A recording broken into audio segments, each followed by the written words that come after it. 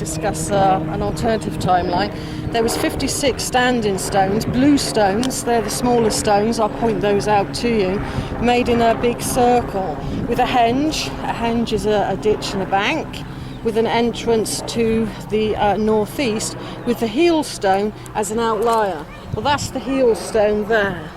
Can you see? Yep. Now, the bank in front of you is about there. So just in front of you, you can see a bit of a bank. Yep. Yes. Well, I mean, that's after 4,500 years of erosion. So what you need to visualise, is a bank now about between 6 and 7 feet high, blocking out most of we can view Stonehenge now. Do you see what I mean? It would be literally blocked out. And because there's chalk, this is a chalk environ, that bank, much, much higher, would have appeared chalk white, a white circle encasing Stonehenge. Wow. Yeah, it would have been pretty impressive. And it had an avenue, an earthen avenue, which would be like a white kind of processional way. Each high bank would have snaked for 1.5 miles, heading towards West Amesbury, which we'll take you to before we leave this environ. So that was the first phase of Stonehenge. And my late father always pointed out the most precise astronomical alignment here is not the sun, it's the moon. And if we have a look here, this is one of his calculations. You have the heel stone, that stone over there, yeah? And every 18.61 years is called the moon's metonic cycle. Yeah. You're an astrologer, you know this stuff. Yeah. And the moon would rise directly above the heel stone. Oh, wow. Now, every 9 years, it would share the same placement as the sun rose at the summer solstice. So I always call that the sun kissing the moon. It's pure integration of yin and yang and masculine and feminine. But over the eons, the avenue was made slightly wider to bring it more in line with the summer solstice, taking away its goddess factor. But nonetheless, hardly anybody knows that, but every 9 years it will rise above. And that also is in alignment with eclipses. So every now and again you get a red moon rise above the heel stone. So it is very, very spectacular, the alignments here. Also in this environ, I'll see if I've got the cursors. Let's have a quick look. And your father, just if you want to mention, what was his name? My father was called J Wheatley. He was an author on dowsing and other subjects besides, and he wrote one of the most seminal books on Stonehenge called A New View of Stonehenge. Beautiful. Where he showed different angles of Stonehenge. Beautiful. Now, I want you to imagine, beyond that green fence is a very unusual Neolithic monument. A Neolithic being, if we use the Orthodox timeline, 3000 BC. Yeah. Now I want you to imagine for 2 miles, stretching right the way across that field, is the most unusual, enigmatic monument that was created in this area. It's called the Cursus. Now this is the Cursus. This was a drawing by an antiquarian called William Stukely. We see a bank, we see a curve, and we see a bank that was 2 miles long, standing in front of Stonehenge. Yeah. Those bank walls were very high, and it had no entrance whatsoever. So it was almost like it wasn't for mankind. My late father did a series of experiments with myself and some other researchers, and we found at the precise centre of the Cursus a very strange thing occurs at the spring equinox. The radiation, gamma radiation, pours out of the ground. Now, were our ancient ancestors physicists, prehistoric physicists, that knew that they could harness some kind of gamma radiation which we find destructive, but could they harmonise it? Because there's a natural outpouring that happens at the spring equinox, so it's affected by solar cycles, which I'm sure you have some answers to, and we could share some ideas with. So that's what I mean. This is the environ, that huge monument. I think it contained and stored energy. Archaeologists will tell you, oh, it's all about death rites, just like the King's Chamber. Yeah. It's all about death. Yeah. But how would I get into that monument to mourn the dead? Yes. Do I slide down a bank? How do I get in? So that wasn't for man. Do you see what I mean? That is evidently very, very clear. So Stonehenge you must see as a part of a huge environ. It's not just those stones. Then after about sort of 500 years, they started to import the stones from Marlborough, Avebury area, which we're going to, which are those large lozenge-shaped stones. They're from 17 miles in that direction. And they were brought to Stonehenge. In that direction. In that direction, north. And that is west. No? That's about northeast. Northeast. So sorry. If we go north of here, 17 miles north, you'll come to Avebury, which we're going to later, where the Sarsen stone was allegedly dragged. But we're going to look at some different ideas for of sure. transportations of stone. Now, the smaller stones, which we'll have a look at when we get a bit closer in a moment, are called blue stones. Yeah. You might be able to see two just to the left. Yes. Can you see those ones? They're not as tall as the others. Yes, those two there. Yeah. They're blue stones. They come from about 180 miles west. Right. So they were transported over a vast distance. And how I describe Stonehenge is quite unique, because I describe what it used to look like, because everybody sees monuments through their eyes.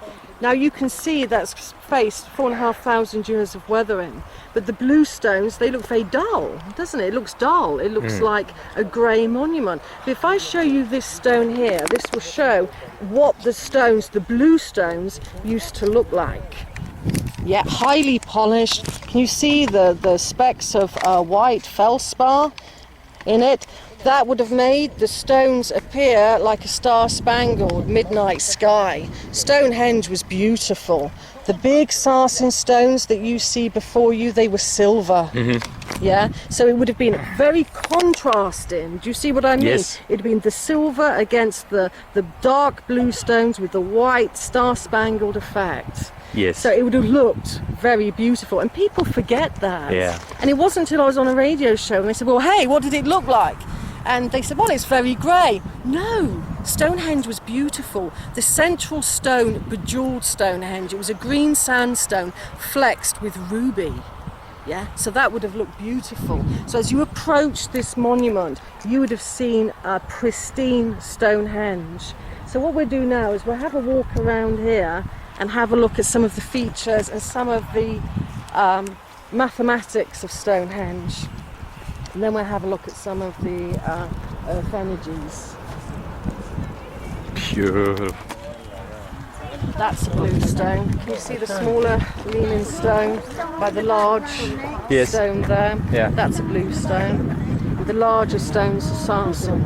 Yes. That stone with the kind of mortise join on top of it was called the Greater Trilithon. A trilithon is two stones with a stone on top, so they're trilithons. There was 5 in a horseshoe.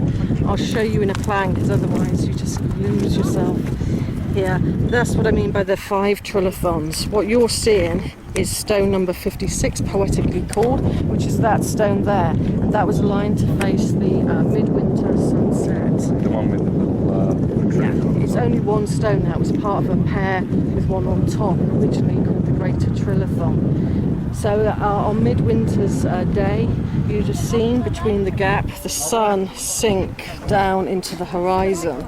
So that was again incorporating astronomical alignments. So it was a large horseshoe shape here of those great trilithons. The altar stone, which stood upright at the centre, the one that I described that was green, flexed with ruby. Ruby's good for acoustics. And it was surrounded by 30 stones, each with a lintel on the top, which is that outer one there. So you imagine now that it's encased like that. And there was 30 of those. There was 30 of them. Yeah, that side in the ground further than that side. And this was called the entrance. So you would enter through this. I'll show you when we go around the other side. You'd have entered like this, or you could have gone round in a clockwise manner. These are the small blue stones that created a very large stone around the standing stone within the stone circle here. again with a horseshoe effect here, and probably now they're thinking of an oblong shape standing stone circle here, which traditionally was seen as a horseshoe, but now they think it isn't. They think that it came round like this. Right. So this whole monument contains some of the largest standing stones in the entire area. Right. When the Greater Trilithon fell, it was heard repercussions in the ground like an earthquake half a mile away. So, that fell unfortunately in 1749. Wow. And some of them have been re-erected. In fact, if I show you a picture of what it used to look like before its reconstruction. Reconstruction? A lot of that's how it looked like in the 1920s. You see, you haven't got the lintels on there. That one hasn't got a lintel on the top. That one there. Right. That one there has no lintel. Yep. There has a lintel.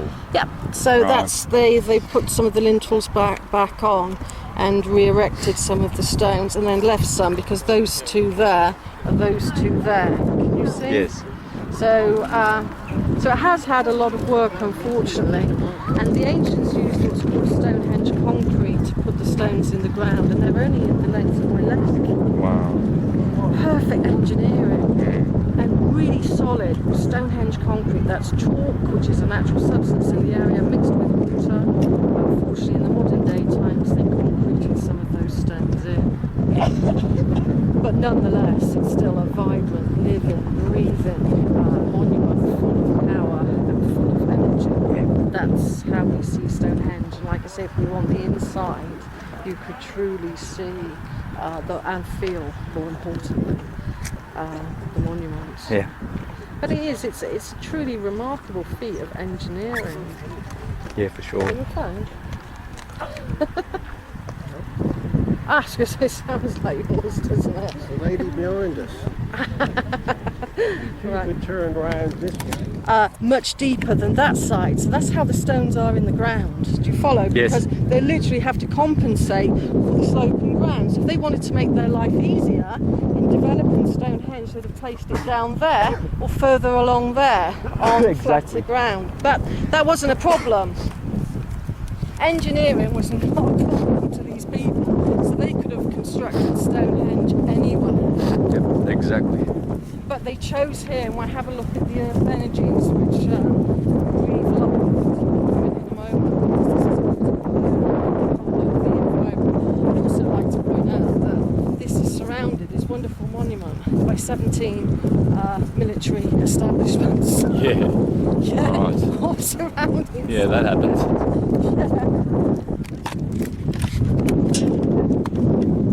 So that's the entrance. That's the entrance point. You're on the axis line now of the summer solstice sunrise and the midwinter sunset, which should have rose over. And through there. Yeah. A little bit left. Where's that? Midwinter? That's midsummer sunrise. Sunrise and Right. sunrise coming across there. But when you head in that direction, it becomes the midwinter sunset. It's on the same axis line of The sunrise sun and comes sunset. that way. Yeah. Right. So that was clearly important to our ancestors. All the energy converges at Stonehenge. We saw how the prehistoric physicists knew what they were doing and they were harnessing this. And Stonehenge is a hub for the harness. Yeah, for sure. And even now, if you take an electromagnetic sensing equipment, some of those stones radiate a certain. I'll show you that at Avebury, how the magnetism comes out of the stone, and you can feel it with your hands, or it gets sent a dowsing rod spinning. So the ancients knew that stones behave in a particular manner. They knew the metaphysic properties of the stone, and they were using that. And I'll show you how it became a Neolithic Wi-Fi network at Stonehenge. They've got the, Everyone laughs at that one, don't beautiful. they? My Neolithic Wi-Fi network. It's true. they've got the diggers exposed. They've got that dig there and that one there. Yeah, that was the earthen avenue. Or some people say it was megalithic, that said. And they're doing emergency archaeological excavations to see if they can ascertain anything more about the avenue. You're right, no worries. No worries at all. If you imagine for 500 metres that way was Yeah. the avenue dead straight, and then it curved in that direction for 1.5 miles. Pero yo creo que esto no era tanto de eso, No. de precisión, de calendario como... ¿sabes?